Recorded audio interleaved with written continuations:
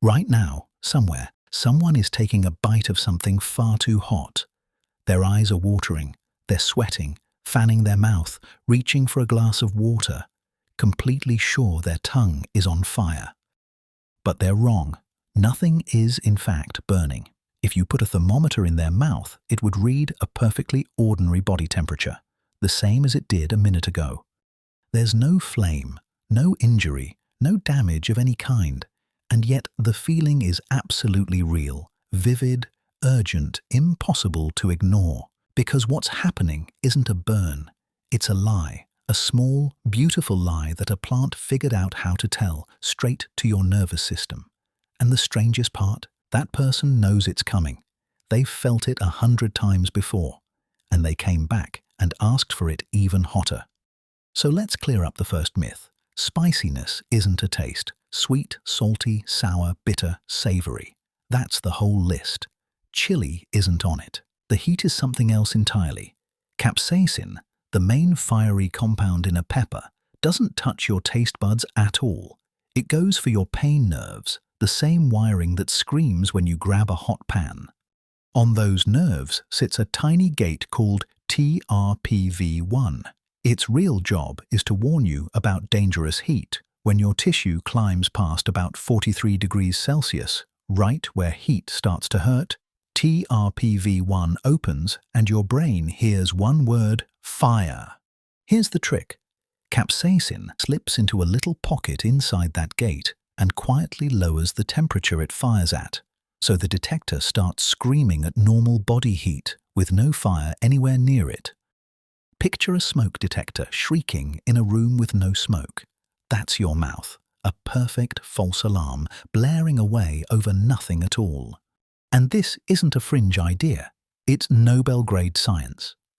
David Julius used chili's own molecule as a probe to hunt down this receptor, and in 2021 he shared the Nobel Prize in Medicine for discoveries of receptors for temperature and touch. So the burn is a false alarm, which raises an important question. If nothing is actually hot, then what on earth are we measuring when we say one pepper is hotter than another? Now, if there's no real heat, how do you measure how hot a pepper is? You can't use a thermometer. There's nothing for it to read. The only thing to measure is the lie itself. How loudly can this molecule shout? So back in 1912, a pharmacist named Wilbur Scoville did just that.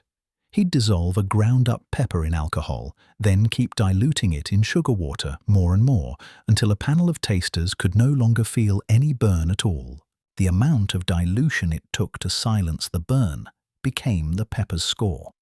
That number is still called its Scoville rating. The trouble is, that test depended entirely on whose tongue you used. So today, machines do it instead. An HPLC machine counts the actual capsaicin molecule and converts them straight into Scoville units. No tasting required, and that gives us a ladder. A bell pepper is a flat 0, all flavor, no lie. A jalapeno sits in the low thousands. A habanero jumps to the hundreds of thousands.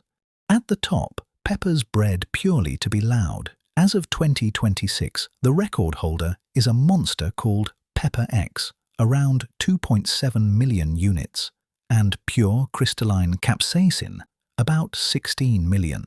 And the irony of it all, that molecule that's trying its hardest to fool your nerves, is completely colorless and odorless. You can't see it or smell it. The entire bonfire is pure receptor trickery, nothing else. So we've measured the lie and ranked it. But it still leaves the oddest question of all unanswered. Who was this elaborate lie ever meant for? Because as it turns out, it was never built for us. So let's step back and ask the real question. If not for you, why would a plant build something like this in the first place? Capsaicin is a weapon, a defense chemical with shocking precision. Scientists call it directed deterrence. It's basically a bouncer with a guest list. Capsaicin is built to punish exactly one kind of customer and wave another straight through. A rodent that bites into a wild chili grinds the seeds to dust in its teeth. So the pepper punishes it. fills its mouth with that screaming false alarm until it spits the whole thing out and never comes back. But birds ate them freely and flew off, scattering the seeds intact and alive. The perfect delivery service. So the chili waves them right through. Birds eat the hottest chili on earth and feel nothing. And the reason comes down to a single letter in the code. The bird's version of TRPV1, that same heat alarm, is built with one amino acid swapped out. Their alarm still works fine for real heat. It just can't hear capsaicin at all. There's a second reason too. Out in the wild, the spiciest peppers grow exactly where a seed-rotting fungus is worst, and capsaicin measurably slows that fungus down. It's pest control and antifungal in one molecule, none of which had anything to do with us. We only wandered into this story about 6,000 years ago, when people in Mexico first tamed the pepper, and a chemical built to repel mammals met the one mammal that it did not account for. Think about how strange that is. The chili's alarm works on us perfectly. The burn lands full force. And yet, as far as we know, we are essentially the only species on Earth that seeks out that feeling on purpose. Not your dog eyeing your plate, not the rats in your walls.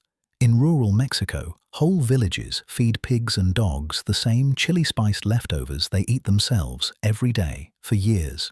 The animals never learn to like it, only we do. So why us? You've probably heard the answer. A rush of endorphins, a dopamine high, a natural drug your brain hands you for surviving the heat. It's a great story. There's just one problem. No one has ever actually measured an endorphin rush from eating chili at the dinner table. Same with the dopamine version. The chemical high explanation gets repeated constantly, while the evidence for it is thin. The leading idea is stranger, and honestly better. A psychologist named Paul Rosen calls it benign masochism. Your body is yelling danger, but your mind knows for certain that you're safe, and it learns to savor the gap.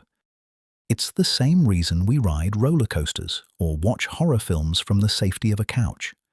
We're savoring an alarm we know is a lie. Now, this is still the best theory we have, not a closed case. But it's a beautiful one.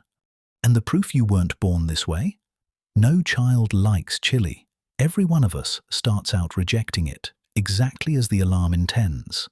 The love is learned bite by bite. And although you can build some tolerance, you don't grow numb to the fire over time. You learn to enjoy it in its full glory. This whole thing rests on one strange idea, that a feeling can be completely real and utterly false at the same time. The burn is real, the watering eyes, the racing heart, the panic that something is badly wrong, all real. The only thing that's false is the danger itself. There isn't any. Every other animal treats that alarm at its word and runs. We're the only ones that feel it full force, know it's empty, and lean in for the pleasure of it. A signal built to repel became something we've kept on our tables for 6,000 years. Not for taste or heat, for the strange rush of being fooled by something we completely trust. The fire was never real, and craving it anyway might be one of the most human things you'll ever do.